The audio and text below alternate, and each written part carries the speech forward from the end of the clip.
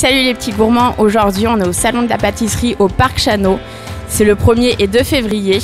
Il y a différents stands, on peut manger, on peut déguster, on peut faire de la pâtisserie et écouter des pâtissiers nous expliquer comment en faire. On vous montre comment ça se passe, c'est parti.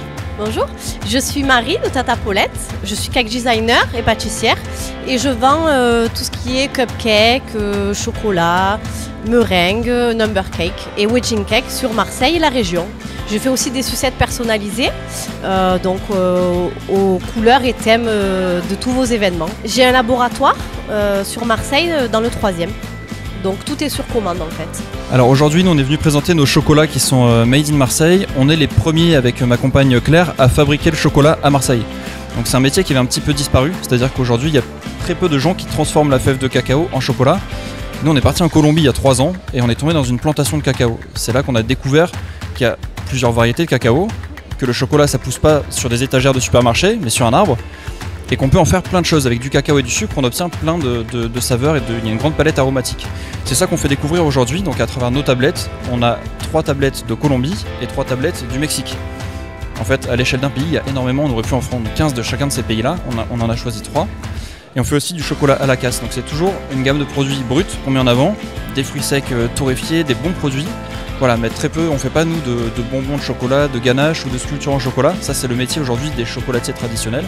Nous on est l'étape juste avant. Alors on est au 213 rue Paradis à Marseille.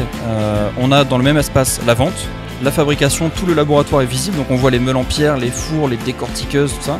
Et on fait bar à chocolat, salon de thé également. Des visites, des ateliers pour les enfants et pour les adultes. Alors Pierre, bonjour. Bonjour. Tu étais chez toi il y a quelques jours pour tourner un agenda. Et là, tu es aujourd'hui au salon de la pâtisserie. Alors, est-ce que tu peux nous dire un petit peu ce que tu présentes Alors nous on était parti sur un concept un peu particulier parce qu'il y a beaucoup de pâtissiers, de chocolatiers, nous on a un restaurant, moi je suis le chef pâtissier de la table 5, on est parti sur un bar à baba, c'est un des desserts phares du restaurant que je peux pas enlever de la carte parce que sinon je me fais taper sur les doigts par les clients. Et donc il y a quoi comme... Là on a le baba cool pour commencer, c'est un baba qui est infusé dans une liqueur de framboise et jus de framboise avec une ganache chocolat au lait et praliné. On a le traditionnel baba au rhum, fruits exotiques, ganache montée, le classique.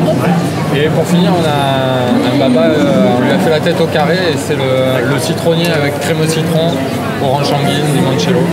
Ok, mais alors je vois pas Cyril Hanouna par contre. Il est pas là. Il est pas là. Ouais. C'est un petit jeu de mots pour ce Baba. Ouais.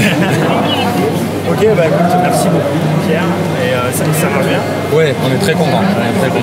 Après, le baba, c'est soit on adore, soit on supporte pas. Merci beaucoup Pierre. Je vous en prie. Bonjour, alors je suis actuellement chez Nostradamus, c'est ça? La chocolaterie Nostradamus de Salon de Provence. Ok, alors qu'est-ce que vous nous présentez là aujourd'hui? Alors on a notre spécialité qui s'appelle le Nostradamus évidemment. Ouais. Pâte d'amande, orange confit enrobé de chocolat blanc. Ça c'est notre spécialité. Et après on a tout nos moulages. On a plein de moulages. Alors c'est très joli là, je vois, il y a une petite voiture, il y a un soulier là-bas. Oui, il y a une chaussure en chocolat qui se mange. Vous développez l'univers un peu, je sais pas, Cendrillon. Ouais. J'ai l'impression qu'il y a le soulier, le carrosse, non? C'est ça, et mon prince charmant. Et le prince charmant. Voilà. Il faut que je le fasse en chocolat. C'est ça, ouais, c'est un peu l'univers enfantin quand même, on peut se régaler à faire ce qu'on veut quand en chocolat, on peut faire tout ce qu'on veut. Ok, c'est très joli. Merci. Est-ce que vous pouvez par exemple prévoir ce qui va se passer dans, je sais pas, 3-4 jours, 1 an, 10 ans? Nostradamus n'est pas en moi. Non, d'accord. Non, pas particulièrement. D'accord, j'ai été trompé par le nom alors. En fait.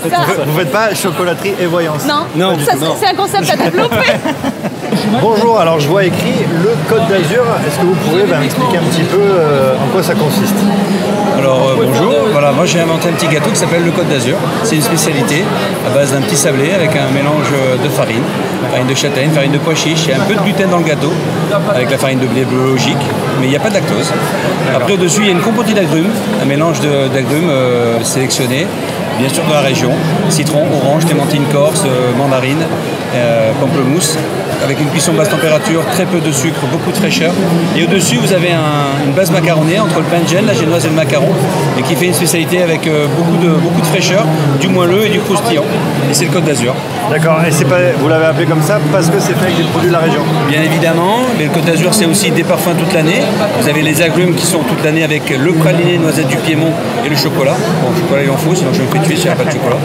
Et après, ça respecte bien sûr la saisonnabilité. Donc là, on est en cette période, on fait en plus le figue de Soliès avec des noix et on arrive au début des citrons de Menton. Voilà. Ok, je vois qu'il y a des déclinaisons en fait pour le Côte d'Azur. Voilà, c'est exact, voilà, c'est ce que je vous expliquais, il y a différents parfums. Et quand la saison est terminée, on passe à un autre parfum. Ok, et en dehors du salon de la pâtisserie, on peut le retrouver où? Alors aujourd'hui, c'est vrai que je fais beaucoup de salons, beaucoup de marchés, et beaucoup de foires. Pour faire connaître le produit, je vais directement au contact des gens. Je n'ai pas de magasin physique, j'ai plus qu'un site internet. J'étais installé 25 ans à Nice avec une entreprise vraiment physique. Alors pour l'instant, c'est à l'étude également, mais aujourd'hui j'ai une e-boutique. Les gens, une fois qu'ils connaissent le produit, eh ben, ils le recommandent directement sur internet et c'est beaucoup plus facile. Et ça permet de ne pas mettre d'additifs dans le gâteau et les gens le commandant au plus juste, au plus frais. Voilà.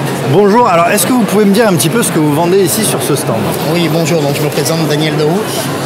C'est de la brioche, de la poigne de Romans qui est ma spécialité, la spécialité de notre ville, Romans.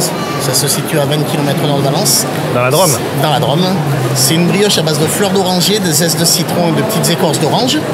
Et après, j'ai la variante qui est le Saint-Genis, exactement la même pâte, dans laquelle on a rajouté de la praline rouge. Je vends des pâtisseries orientales, des pâtisseries provençales.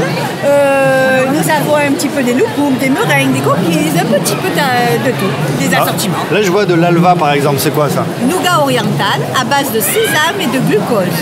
Bon, et si je veux faire le régime, est-ce que c'est vous que je dois venir voir? Ah mais bien sûr, c'est chez moi, c'est du light. Il n'y a pas de problème.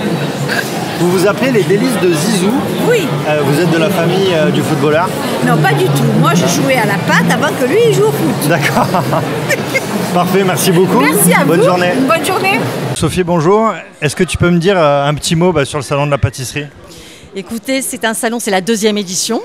Nous avons la chance d'avoir cette année un parrain qui est Philippe Conticini, avec un espace plus grand, donc plus gourmand. Nous avons multiplié la superficie par 3. Et surtout, nous avons confiseurs, pâtissiers, chocolatiers, biscuitiers, glaciers, des ustensiles pour cuisiner. L'idée étant d'avoir une offre la plus large possible sur la pâtisserie et la gourmandise. C'est la 2e année, il y a beaucoup de monde et c'est sur 2 jours, hein, c'est aujourd'hui et demain. Absolument, c'est sur un week-end samedi, dimanche. Oui, on est très contente. On retrouvera le salon de la pâtisserie en 2020, du coup j'imagine. Absolument. Bon, ce sera avec plaisir en tout cas, merci beaucoup. Merci.